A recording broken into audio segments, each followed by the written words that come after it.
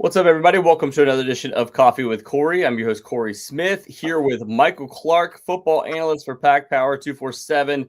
Michael, you've been away for a few days. Welcome back, first of all, and how was your week, man? It was good to get a little bit of a break, much needed, and appreciate everybody, you especially, holding it down. Like I said, glad to be back at it.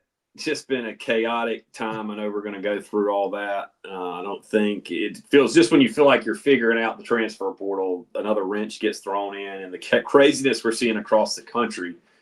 It can't be what everybody who had this idea was thinking it would look like, because it is officially gone off the rails. But nonetheless, NC State, at least from a number standpoint, I think did about as well as it could addressing its needs. Now we'll just see, what happens. I do think that, with the portal, like we were talking about offline, it is not what we thought it would be. I think when this thing started, it was, well, if somebody doesn't work out, or this guy's not good, or he's overrated, we can just go to the portal, and we can address that need and it'll be all good. Well, that really isn't true. It is if you've got $40 million lying around, which is what, $50 million, what some schools are going to fill on a roster. But truth is, you can fill it, but you're not really sure, what you're going to get. I don't know. I think the thing you're looking for, and everybody wants that splashy transfer portal edition, and I'm not saying they're not true, but, they're just few and far between. There's a reason those guys are in the portal to begin with. Everybody is not a Hollywood Smothers or a Jacarius Peak. They're looking, they couldn't get on the field where they were. They're looking for a bigger role. I think the biggest takeaway, not to go too far off, is rev share is just not even close to enough. And I know we've had this conversations more times than not off air. But I circle back in all this because when all this started, it completely devalued high school recruiting. And I think this is a poor way to lead into this thing. And it has taken so many opportunities away from high school kids. Well, I'm kind of, not say circling back, and we've talked a little bit,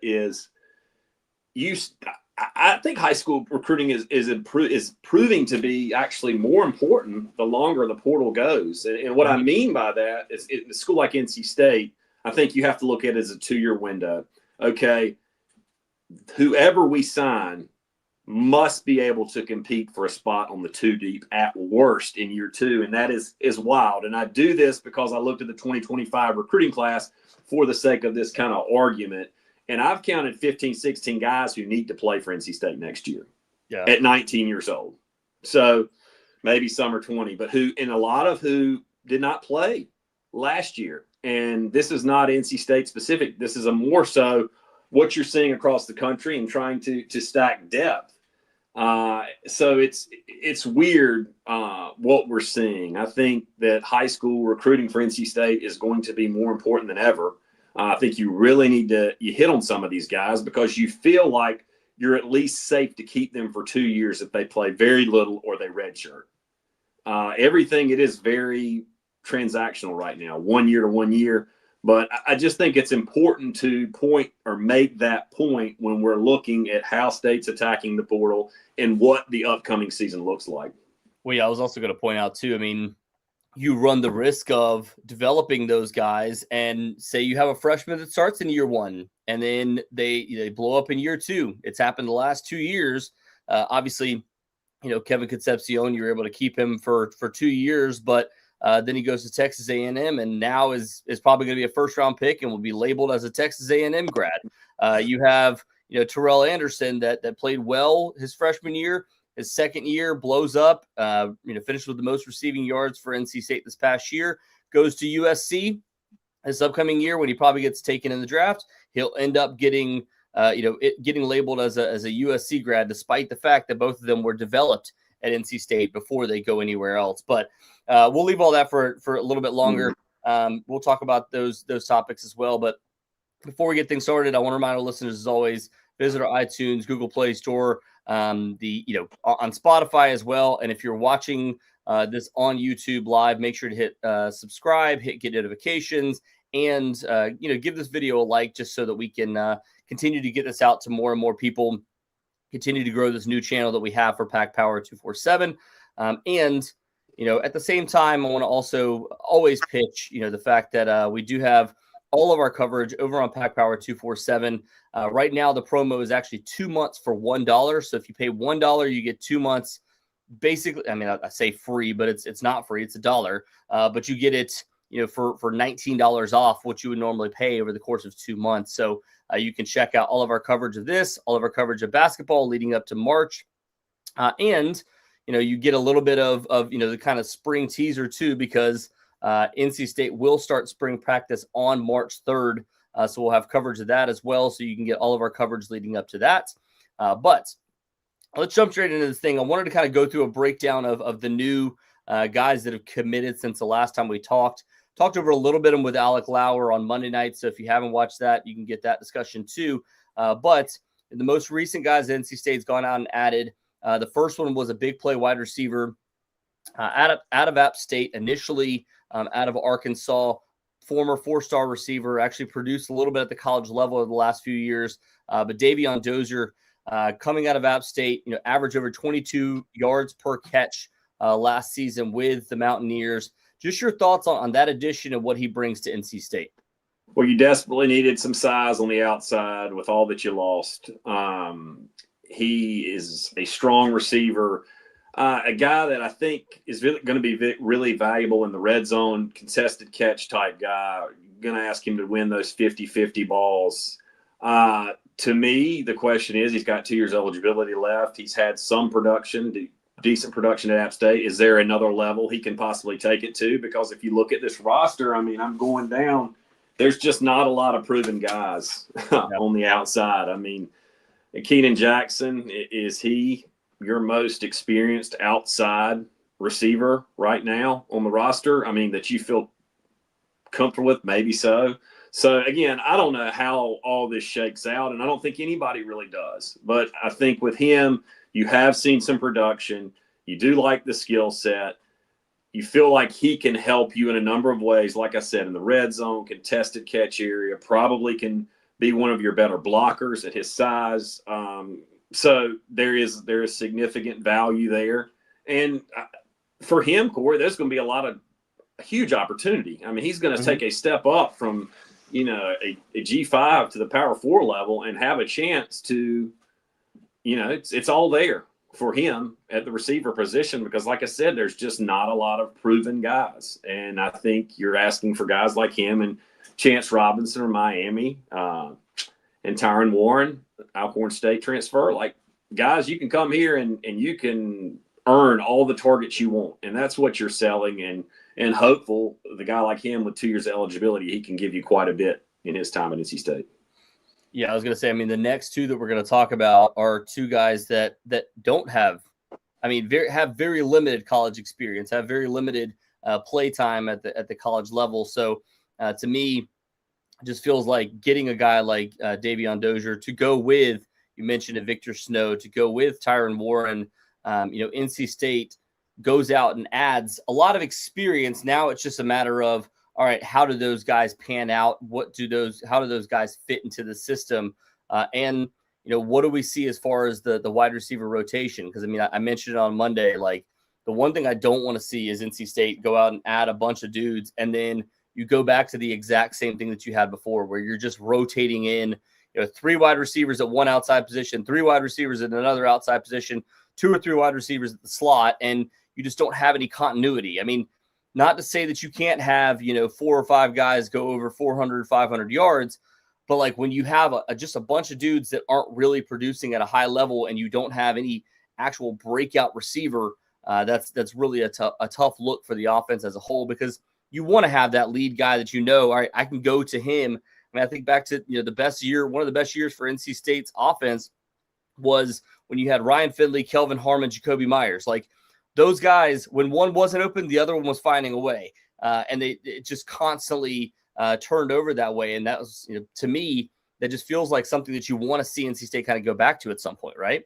Yeah, I was on this kind of last year. You were as well before the season started. And I said, well, it just felt like it was really important for somebody to become that go-to receiver. And while guys had nice seasons, it never felt like there was that number one guy. And I don't know if that guy's on the roster right now. and a clear number two.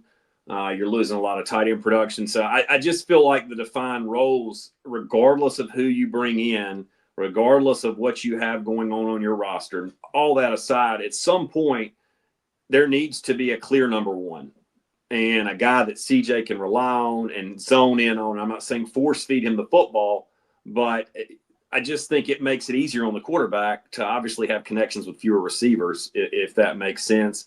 And again, I think what all this approach does is it just forces guys to step up. Somebody at all these positions, multiple guys probably, is going to have to, separate. And I think it's incredibly important for somebody in the receiver room, probably more than one, to separate from the others. Will that happen? But I think that is a storyline going into spring football. Like, who becomes the guy? And that needs to be found out, needs to be decided sooner than later. Is it a guy like Chance Robinson who has a connection with C.J. Bailey playing on the same 7-on-7 team, and injuries have slowed him? Mm-hmm. I don't think it's a physical skill set, but you're essentially betting on traits with a lot of these kids, and that's kind of, where you are when they get to campus. Yeah, that was the other one I forgot there with Chance Robinson too. So, but, also don't forget, the fact that you do have some guys coming back from this past year too. Teddy Hoffman, obviously one that, emerged a little bit. We'll see if he sticks to the slot or if he moves to the outside a little bit. He does have, decent enough size to potentially move to the outside, but maybe not that physicality yet that we've seen from some others. And then you also have, a couple of freshmen coming in too. Jair Richburg, obviously Tyree Copper coming in, Aiden Smalls, and then at the very end, NC State able to get Amiri Acker too. So, there are some high upside guys. It's just a matter of, where do they fit going into next year too? Yeah, Copper feels like one that just, if you're looking at sheer production at the high school level, is going to have to play in year one. There's no need to do this deep evaluation on his skill set, this, that, and the other. When you have over those type of numbers, teams are triple teaming you, and you're still putting up massive numbers. Not saying carrying your team to a state championship appearance, but you certainly were one of the catalysts, to say the least. So a guy with that type of production, I would throw Amiri Acker had a lot of production in high school. There's a chance for him. There's just so much unknown. And at the end of the day, the coaches have to play the best players. And if it's close, I've always been a guy that says you go with a younger guy with more upside. I think that for the future of this program, although it may only lead to you keeping a guy for 1 year, at this point, everything is so year to year. Spring practice, everything. This is going back to the bowl practice thing that we, debated and talked about. What is that? Who cares? It doesn't matter anymore because half the people are going to be gone. You look at NC State, what do you got? 16 transfers, and how many was it? 26 in the signing class. So half your roster's new, and that's going to be the case every year. That's probably low. You're going to have some years going forward where I could see NC State taking 20 plus transfers, 25. Just depending on its needs. Yeah, exactly. It truly does depend on how many guys that you end up losing from the program too, whether it's, eligibility wise, or it's the fact that, obviously the transfer portal is what it is at this point. So, all right, let's move over to the next player here too. Want to talk about DaKaari Nelson, linebacker from Penn State. It's interesting too, because if you look at, NC State's guys that they lost and then guys that they bring in, there was a lot of, former 4-star or high upside, 3-star type guys that NC State ends up losing from the transfer portal that never really played. Now you're going out and adding, guys that are high upside, guys that haven't been able to play to this point that you're bringing in, and you're kind of hoping that they have those traits. DaKaari Nelson happens to be one of them. Comes over from Penn State, spent the last 2 years there trying to carve out a role, mostly special teams, but, does have multiple years of eligibility for NC State once he comes in. Former top 247 player, was number, I think it was 147 or somewhere around there in his class at the linebacker position. But just your thoughts on what he brings to NC State and where he kind of plugs into the system so far. To be honest, I don't know if we know.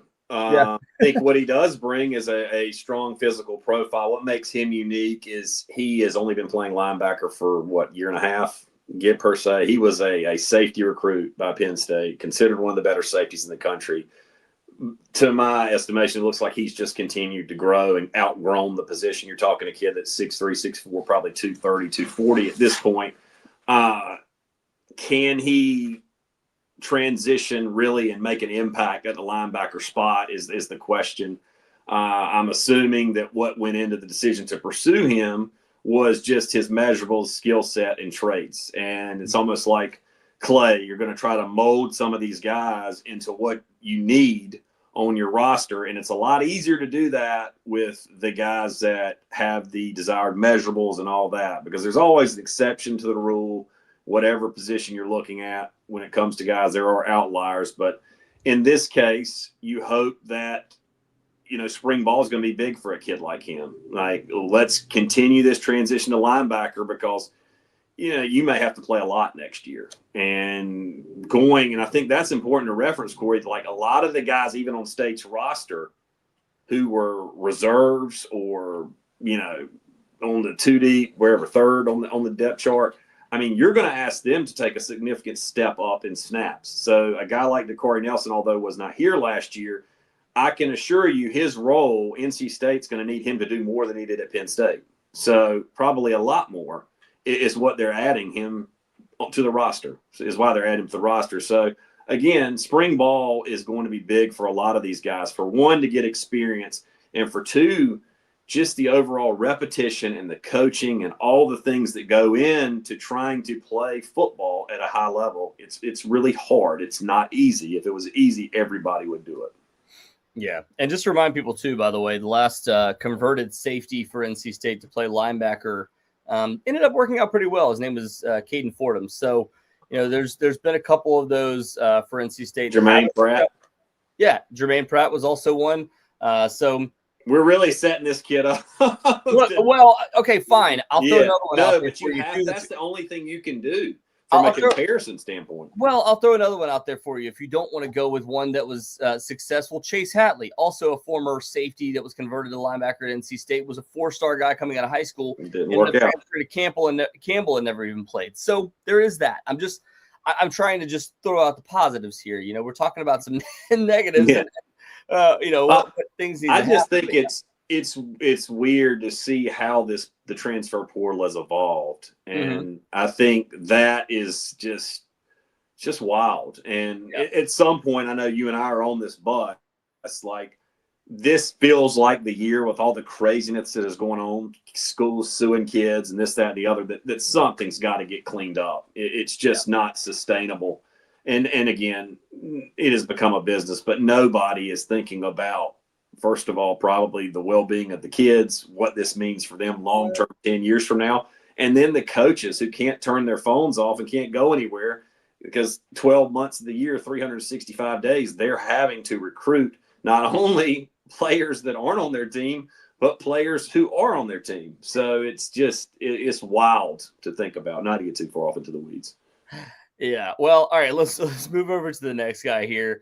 Another one actually from Oregon, a tight end guy that, last year actually was ranked as a top 247 player, the number 12 overall tight end in the country, goes to Oregon. His name is Vander Ploog, goes to Oregon, ends up not playing this past year, redshirting the season, but gets an opportunity, enters the portal.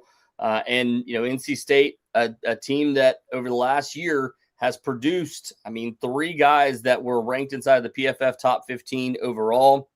Also, one that will probably 2 that will go to the NFL eventually, one that will probably get drafted. I don't know exactly where Cody Hardy's going to land, but Justin Jolie going to the NFL this upcoming year. Just your thoughts on Vander Ploog, why they go out and go get him, and the fact that, look, man, how big of a deal was it that you have 4 years of eligibility after redshirting your freshman year too? Oh, it's huge. And I don't think Vander, and people need to look down that he didn't play last year. I would argue, I think most would argue that Oregon's tight end room probably was it the best in the country. You certainly could. It was one of them. So the odds of getting on the field as an 18-year-old there, it shouldn't be held against him. This is a former 4-star recruit. interested to see physically what he looks like in the spring. I know that he's gotten bigger and stronger, but in high school was primarily a receiver. That tight end word is a loose. That's kind of a more of a projection. Everything I've seen was split out wide, overpowered people, jumped over. I mean, so my question is with him, and he's a guy, Corey, for being transparent, really transparent, they got to have him. He must produce. He's got to be must be a part of what they're going to do in the tight end room next year. So again, it's just what I was speaking about earlier. You go from redshirting to essentially, okay, we need you to, at worst, be a backup who's ready to play like snaps or a potential starter. And I think, again, it'll be interesting to see with not just him, but a lot of these guys, just how quickly do they move up or down the totem pole at certain positions? Because, again, there's no reason to panic because this is everywhere. Even the schools with money across the country, there are so many transactions that have taken place, and that's really what they are at this point. It's impossible to really predict or project like just the type of impact, but just from a skill set and a physical tool standpoint, I mean, this guy's extremely gifted. You're just going to need him to grow up quickly. Yeah, and as Nick pointed out, he said, I think he's ready for that role. I think he can have an immediate impact. Yeah, gotta have him. There's definitely a chance there. There's also, for people that might have forgotten what the tight end room looks like outside of that, obviously, they're able to go out and add one from Montana State. That's also a more of a blocking style tight end. You got Tex Vaughn, William Vaughn as he's listed on our site, out of the in the recruiting class, which was one of your top 5 offensive players in the recruiting class this year at the tight end position too. He's a 6'3", 225-pound tight end, and then you go out and get Stephen Brown, who's more of an upside type of guy out of Chicago, 6'7". Tight end / wide receiver / athlete that can fill that role potentially too as a move tight end in the future. And then, Gus Ritchie, don't want to forget about him too. Preston Douglas that we've talked about a couple times. And as GM CLT says here, Gavin Locklear is a hell of a coach. Keep an eye on him. Yeah, I definitely would keep an eye on him in the future. NC State, trying to hold on to him as long as you possibly can. The fact that he's an NC State grad, loves the program, obviously certainly helps here too. And as Nick asked, is any word on Dante Daniels if he can return at this point? Haven't heard anything official. Did see the tweet the other day. I've reached out to some people to ask if that meant that he was going to be coming back. Haven't been told anything definitively. Have you heard anything? No. Before we move over to the last player here.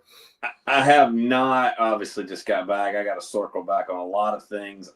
Best I can tell right now is going through this. He is not on the roster at the moment, according to what I just wanted to verify that, so I'm not missing something. So I don't know what that means. I don't think anybody knows. Again, Dante's not the only one. This has gotten to it's beyond ridiculous at this point. I mean, you look around the country, guys are challenging and basically what we've all known for years, a toothless NCAA. I mean, they have no power. I don't know how you would separate Dante because it's weird. You see like the Chambliss kid from Ole Miss. You saw that the other day. Well, evidently is his going to get pushed through now? Well, what's the difference? How does his work and Dante's not working? Vice versa is my question. That is the biggest thing that doesn't make sense. Like if somebody's going to get that, then everybody. So I don't know. I know NC State's going to continue to fight for that. I mean, that would be a big boost to the tight end room. I mean, but again, if you don't get him back, you're essentially relying on a bunch of second-year guys, third-year guys who've played little. But that doesn't mean it's all bad. You've got some potential in the room. It's just it's just going to force guys across the country to grow up quicker. And you're going to, again, very few schools are going to have great depth at every position or any position at this point because guys fancy themselves or see themselves as NFL players. And how do you get to the NFL? You got to get on the field. So they're just not going to wait around. And again, you're just going to have to grow up across college. It's going to be a much younger college football across the board in many spots. Yeah. And, another guy that has been, that to the best of my knowledge is still waiting on the NCAA. KaTron Evans comes over from Marshall, looking to play a 5th year. had 2 years where he barely played at all with Jackson State before he ends up transferring over to Charlotte and then eventually to Marshall. Kid that actually, 4-star, top 247 player out of the 2021 class, if I remember correctly, ends up, initially committing to Tennessee. Look, man, when Deion Sanders was doing his whole thing over at Jackson State, they came in and flipped a lot of guys late. KaTron Evans happened to be one of them at the very end there. He flips over and now, ends up coming to NC State here. Committed, was the last commit in the recruiting class. Might not be the final one. We'll see. But just your thoughts on what, Evans brings to NC State as well. Well, like you said, you're hopeful it goes through and it works out, but everybody seems to be in limbo, not just him across the country. I view him kind of as a depth piece on the inside, which is needed. There's just nothing. I mean, you got Josiah Victor, who I think is, if you're looking for breakout guys next year, I'm confident saying he's ready for his role. He blew people away as soon as he got to campus. If you didn't have an experienced guy like Brandon Cleveland last year, you probably are looking at someone who played 30, 40 snaps a game. I mean, I know that sounds strange being an inside guy as a true freshman, but he's just one of those unique players who was physically ready as a first year guy to contribute up front. And similar to kind of Spike Souls, I know that they're offensive line, defensive line. But from a physical standpoint, I mean, everybody I've spoken to believes this kid's the real deal. And he's going to play really well for NC State next year. Again, it goes back to the importance, now that we know how this thing at least looks right now, of just making sure you do a really good job with the high school recruiting. Yeah, I agree. And again, I mean, that comes down to needing to be able to not only have those guys come in and, have a chance to break out, but also the fact that, you need them to stick around for a while. And that's something that you're getting in a couple players on NC State's roster, one being CJ Bailey. Obviously, the fact that you're getting him back for this upcoming year, along with Duke Scott and several others, helps NC State's offense go kind of make that next move too. Yeah, I think the thing with State, and you look back at what had to happen, you had to get Bailey back, and there were people, that were pushing back. And I'm not trying to say you or I are poking our chest out that we were right, blah, blah, blah. It's not that. It's just the chaos that would have ensued had you not gotten him would have been, and how much money it would have potentially cost. You wouldn't have saved yourself a dime, in my opinion, because we saw just the inflation in the numbers. I mean, the Mints to Miami thing is not done yet, but you're seeing $10 million being thrown around, 6, 7, 7 on the low end. It's gotten to the point you have to have your quarterback in the fold. So that alone gives you optimism about your upcoming season, especially one with CJ's talent level. Now, the next thing when we're looking towards next year is CJ being able to elevate those around him, because he's going to have to do that. It is CJ's team. I think if there's anybody ready to shoulder that load, it's him. He's very mature. We're still talking about a guy who turns 20 in 3 months. It's a lot to ask, but again, he's played 2 seasons now. This is the year where you need to see it go here. And if he can elevate his play, it can cover up, if you do have flaws on your roster, it can cover up a lot of things. And let's be honest, everybody across the country is going to have some flaw at this point. It's too hard to address all the needs and then have depth. And it's virtually impossible. So that's where it is. But the big thing, and you did it. And the people who, Savage, all those guys deserve a ton of credit for getting CJ in the boat. Mm-hmm. And as Nick pointed out, the man can't even legally drink yet. So no, but he is the shoulders of the program, or he is holding the program on his shoulders essentially, and that's the same for many what you consider at the college level, I guess, franchise type quarterbacks, and he's certainly one of those. Yeah, no, I agree completely, and I think we'll talk more about the impact of CJ as we get closer to spring camp and throughout spring camp too. One other thing I wanted to ask you really quickly. Okay, so let's kind of knock these out quickly before we roll out of here. We've gone a little long on these because we got off topic a couple times, but you're so far, and there still could be some other transfers in for NC State. We'll see ultimately what that looks like, but your thoughts on the most impactful transfer on the offensive side of the football this upcoming year. Let me pull up lists because I don't want to make sure I miss anybody. Going down,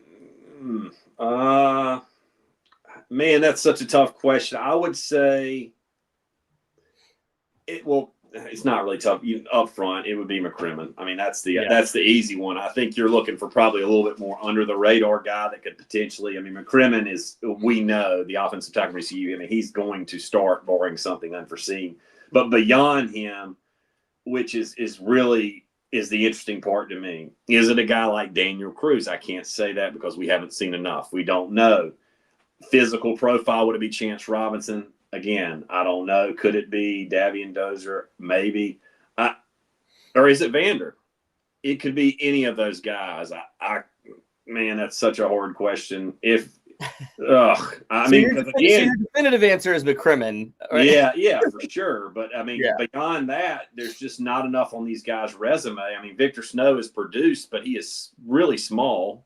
And if I bet today, would probably be his biggest impact on special teams. Not that that's not an important part of the game, because it certainly is.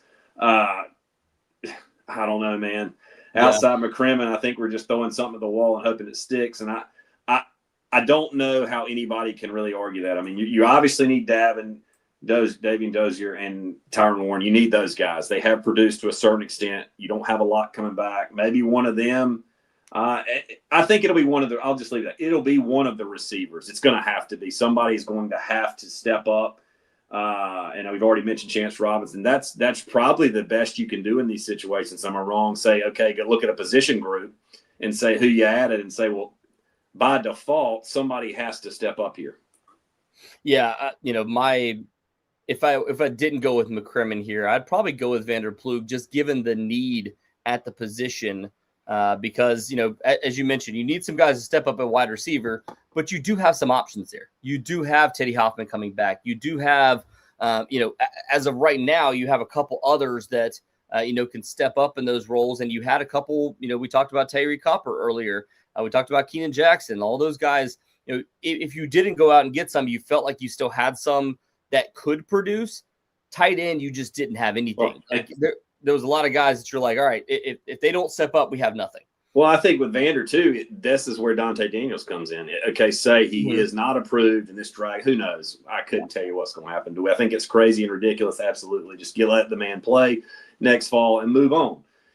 He does not get approved. Well, then that ramps up the pressure on not just Vander, but everybody in that tight end room, because we all have seen how important the tight end position is with Justin Jolie at NC State and how much they would like to rely on that. I mean, I don't expect anybody to have the type of impact he did this year, but if Dante Danielson comes back, I mean, somebody has to pretty much immediately jump to the front of the line in spring ball. Yeah. All right, defensive side of the football. Your thoughts on who the biggest impact player is going into this upcoming year that they were able to add through the transfer portal? I think you either flip a coin with King Mack or Harvey Dyson. I mean, that's just off of sheer need.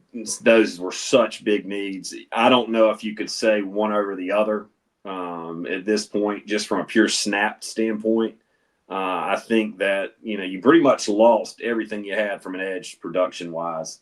And at safety, you were so decimated at injuries. You were playing 18-year-olds last year, and some of those guys got hurt. So I think it's pretty clear there. But if you're looking for one guy maybe under the radar, and it's funny to say that because he was a 4-star recruit in high school, but it feels like Andre Evans is coming in here to prove, hey, I was a consensus top 100 player. And, I went to Georgia, battled some injuries, really talented kid. You and I both saw him in high school. Obviously, it feels like it's set up kind of for him to come in and make an impact. Yeah, I mean, at the same time, I said this on Monday's episode. If I didn't go with Dyson, which is kind of the same thing with you saying McCrimmon on the first one, like if I didn't go with Dyson, because I do think he's going to be the most impactful right away, I would probably go with a guy in King Mack, just given the fact that you missed so much on safety this past year. You were able to get, some young guys that stepped up. I mean, Ronnie Royal dealt with injuries. Wasn't great production from him. And then you had, Brody Barnhart, who struggled early on in the season as well. But, both of them expected to be healthy going into spring camp and should have, or I don't know if Barnhart's necessarily going to be healthy going into spring camp, but you should have both of them back for this upcoming season.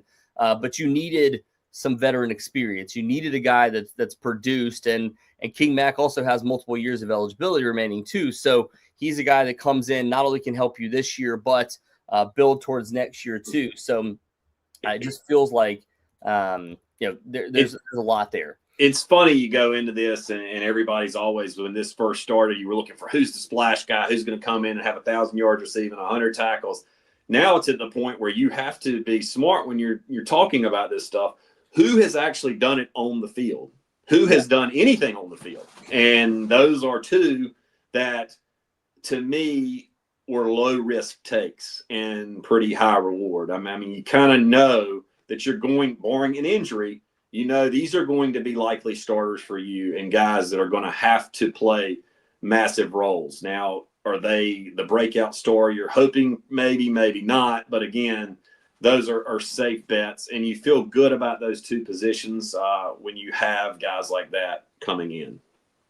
Yeah, and the other guy I'll add, you mentioned Andre Evans. Like, I don't want people to forget. So this was obviously goes back to last year's transfer portal class, but don't want people to forget about the fact that they added Jaron Sensabaugh to somebody that we didn't see a ton this past season. But, going back to last year, like, was kind of set up to potentially produce at the nickel position if he hadn't gone down with an injury before the season started. So, there is a chance that he, produces at the nickel spot. There's also a chance that, if NC State likes where its nickel room is, they could end up moving King Mack down there because he's a little bit undersized for that position, for the safety position. Yeah, he's definitely in a cross train there. So you're going to have that for sure. And again, Trojan Warren coaches both the nickels and safeties, which is always something to keep in mind. I think you're getting to the point where the positions have to be somewhat interchangeable because there's so much, from trying to keep depth in this portal is all. But Sensabaugh, it's funny you bring him up. If you were saying, okay, give me a guy that could take a massive step forward, he feels like somebody who, I'm not saying I'd project as a starter, but has a chance just because of his overall skill set. I mean, probably in battle injuries this year would have had a chance to make a fairly significant impact. But he feels like if you're looking back, which I think is a good idea, 2025, which is something we probably need to do more of as this goes along, he's a guy that it figures to have a massive role. I would throw Sterling Dixon in there as well, former Alabama player who was injured. Again, you just forget about – I'm not saying you forget about him, but when the season goes on, it's all about who's available and who can play. You don't have time in college football, really any college sport, to worry about the injured. And I don't mean that insensibly. I mean, you have to – it's got to be the next man up, especially in today's. But those would be two that I would think if you're looking for substantial roles this fall, it would be those. Yeah, I'd also really like to see on the defensive side of the football, and this just goes back to that 2025 class that you were talking about. I'd really like to see a guy like Colby Cronk try to find a way to kind of carve out a role at the he has to position. Yeah, I mean, I just like I said, it puts a lot of pressure on guys. Like, and I know that everybody, when you talk to them, they're recruiting.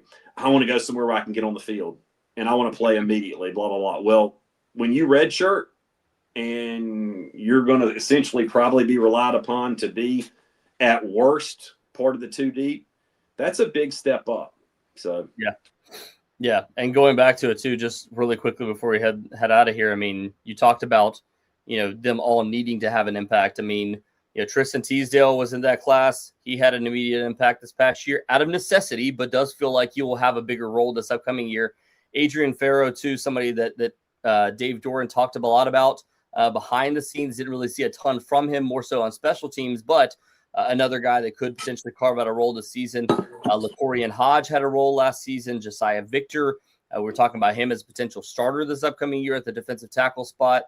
Preston Douglas, a guy that did carve out a role at the tight end position, more so again on special teams, but we did see him make a catch at the end of the season. Teddy Hoffman obviously produced a lot last season. Gus Ritchie, I think we think has a chance to carve out a role, potentially a tight end. We saw a lot from obviously going back to last year too. Kevon Carter was somebody that might end up having a role. Will Wilson, I mean, not necessarily as the you're one play away from him being the guy. Yeah, exactly. I think not to cut you off, but I think high school recruiting now is a 2-year evaluation. You have 2 years or you're going to be a wasted scholarship per se. You have to move on. You cannot keep guys in the program for 3 and 4 years who aren't playing like that. Just at any position, you don't have that luxury anymore. It's going to get coaches fired, and it's just not. Unfortunately, is it great? No, it's not great. Of course not, because you're going to have a lot of kids playing that aren't ready, and a lot probably kids get hurt. But then the other side is they're going to be playing against 24 and 25-year-old grown men. So. In certain situations. So this is all there's so many different layers, and that's for another podcast. Yeah. And I didn't want to forget the probably the most important one this past year, Spike Souls, that ended up producing a lot at the right guard position, will be the center this upcoming year. And mind you, dealt with a pretty serious injury at the end of the season that he was playing through. So there's also that, but we'll see, ultimately how much these guys produce. Also, we'll talk much more about the transfer portal class.